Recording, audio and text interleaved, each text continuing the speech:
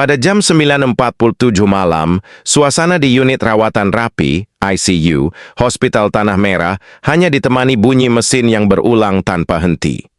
Cahaya putih dari lampu siling memantul pada lantai yang dingin, sementara di sebalik pintu bilik itu, seorang insan yang pernah menghiburkan jutaan penonton sedang melalui detik paling sukar dalam hidupnya. Tiada lagi set penggambaran, tiada lagi sorakan penonton, tiada lagi watak Farouk yang pernah menjadikan nama Kamarozaman Yusof, atau lebih mesra dikenali sebagai Cik Man, begitu dekat di hati rakyat Malaysia. Menurut maklumat yang kemudian dikongsikan kepada umum, sebelum dikejarkan ke hospital, beliau dikatakan pernah mengadu mengalami sakit perut dan sakit belakang. Pada mulanya, keluhan itu mungkin kelihatan seperti masalah kesihatan biasa yang sering dipandang ringan. Namun dalam tempoh yang singkat, keadaannya dilaporkan semakin merosot sehingga memerlukan rawatan rapi di ICU. Ahli keluarga dipercayai berada berhampiran, berharap setiap saat membawa perubahan yang lebih baik, sedangkan para petugas perubatan terus berusaha dengan segala kemampuan yang ada. Di luar hospital pula, ramai peminat masih belum mengetahui bahawa malam itu bakal menjadi titik pemisah antara kenangan dan kenyataan. Sukar untuk membayangkan bahawa seorang pelakon yang begitu sinonim dengan filem gila-gila remaja kini hanya mampu bergantung kepada rawatan intensif. Persoalannya, apakah sebenarnya yang berlaku dalam beberapa jam terakhir sebelum berita pemergiannya diumumkan kepada seluruh negara? Maklumat awal yang didedahkan kemudiannya menyebut bahawa keadaan itu dikaitkan dengan penyumbatan pada injap jantung. Namun bagaimana segalanya berkembang sehingga membawa kepada detik tersebut masih menjadi persoalan yang mengundang perhatian ramai. Ada satu zaman ketika pawagam Malaysia dipenuhi gelak tawa anak muda dan setiap filem baharu menjadi bahan perbualan berhari-hari lamanya. Dalam kenangan itulah wajah Cik Man muncul, bukan sebagai seorang bintang yang sentiasa menghiasi muka depan majalah, tetapi sebagai pelakon yang hadir dengan keikhlasan pada setiap babak yang dibawanya. Apabila gila-gila remaja ditayangkan, watak Farouk bukan sekadar melengkapkan jalan cerita. Bagi ramai penonton ketika itu, dia terasa seperti seseorang yang benar-benar wujud dalam kehidupan mereka. Cara dia bertutur, riak wajahnya, gerak tubuh yang bersahaja, semuanya meninggalkan kesan yang sukar diganti. Di sebalik kamera pula, suasananya jauh berbeza daripada apa yang dilihat di layar. Bunyi papan klap yang menandakan permulaan babak, suara pengarah melaungkan potong, kru produksi yang sibuk membetulkan pencahayaan, dan para pelakon yang saling berbual sambil menunggu giliran menjadi rutin harian. Cik Man dikatakan lebih gemar menghabiskan masa berbincang tentang babak bersama rakan-rakan set berbanding mencari perhatian. Pakaiannya sebagai Farouk mungkin hanya sebahagian daripada kostum filem, namun apabila kamera mula merakam, watak itu seolah-olah hidup dengan sendirinya. Tidak hairanlah ramai yang masih mampu mengingati wajahnya walaupun bertahun-tahun telah berlalu. Beliau bukan dikenang kerana sensasi atau kontroversi. Sebaliknya, beliau dikenang kerana konsistensi, disiplin, dan kesungguhannya menghidupkan setiap watak yang diamanahkan. Ada pelakon yang menjadi terkenal kerana tajuk-tajuk sensasi, tetapi ada juga insan seperti Cik Man yang membina tempat istimewa di hati penonton melalui kerja yang dilakukan secara senyap dan berterusan. Seperti yang sering diperkatakan, ada seniman yang tidak perlu muncul setiap minggu di kaca televisyen untuk terus diingati.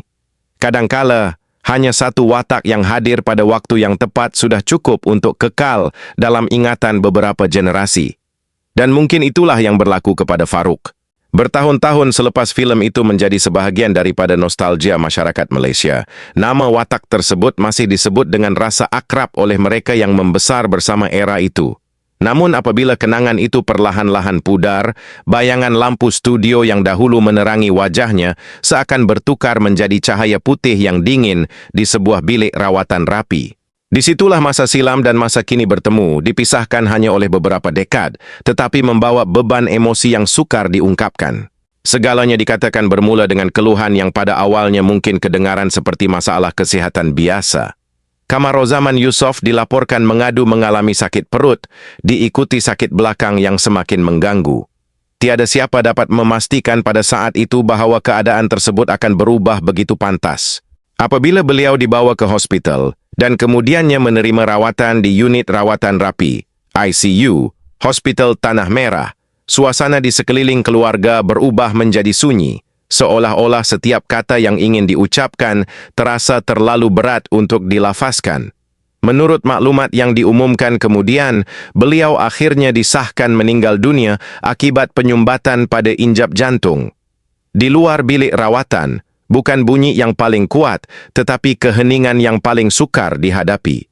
Seorang istri hanya mampu menanti dengan harapan yang semakin tipis, sementara dua orang anak terus memandang ke arah pintu yang tidak banyak terbuka.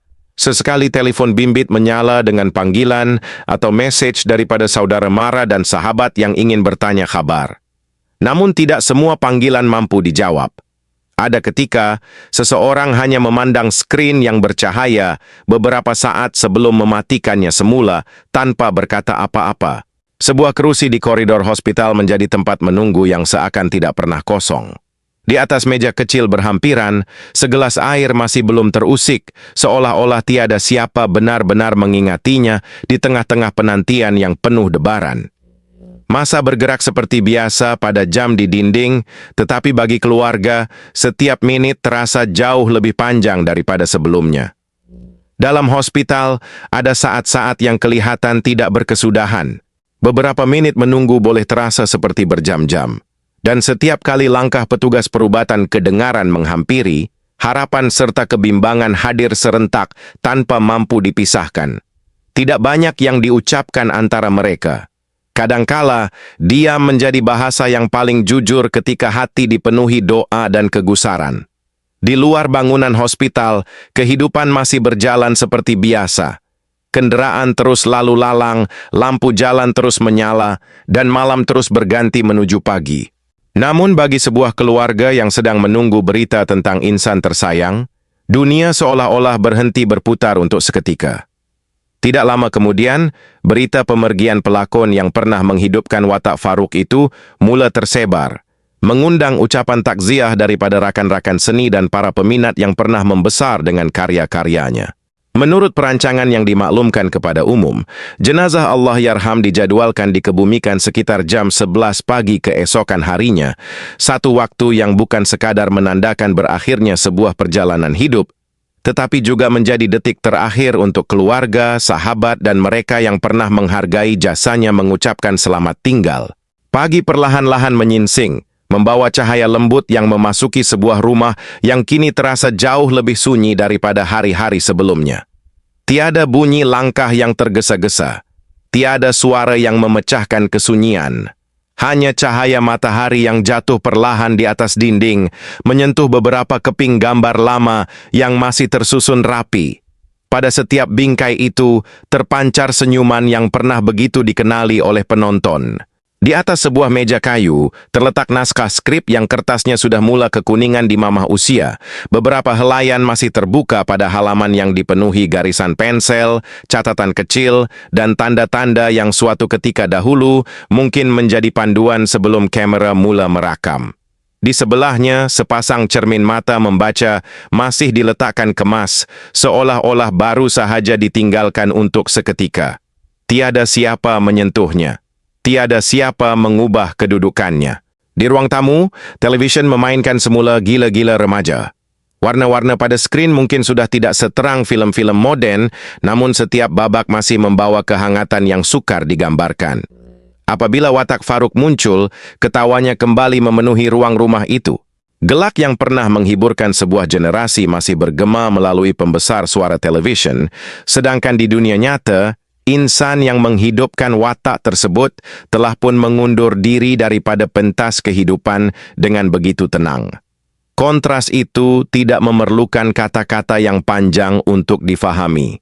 Satu sisi memperlihatkan kenangan yang terus berulang di layar, sementara satu sisi lagi hanya meninggalkan ruang kosong yang tidak dapat digantikan. Barangkali disitulah makna sebenar sebuah legasi. Ada pelakon yang tidak dikenang melalui jumlah trofi atau rekod kutipan film. Sebaliknya, mereka kekal hidup melalui detik-detik kecil yang terus melekat dalam ingatan penonton. Melalui senyuman yang pernah menceriakan sebuah babak. Melalui dialog yang masih diulang tanpa disedari. Melalui wajah yang setiap kali muncul di kaca televisyen, segera mengembalikan kenangan kepada zaman yang telah lama berlalu. Mungkin itulah sebabnya sesetengah artis tidak pernah benar-benar hilang daripada hati masyarakat. Mereka menjadi sebahagian daripada memori, sebahagian daripada usia muda yang tidak mungkin dapat diputar semula, tetapi sentiasa boleh dikenang. Kamera kemudian bergerak perlahan meninggalkan ruang tamu itu. Di atas meja kayu, sebuah bingkai gambar Kamarozaman Yusof tetap berdiri dalam diam.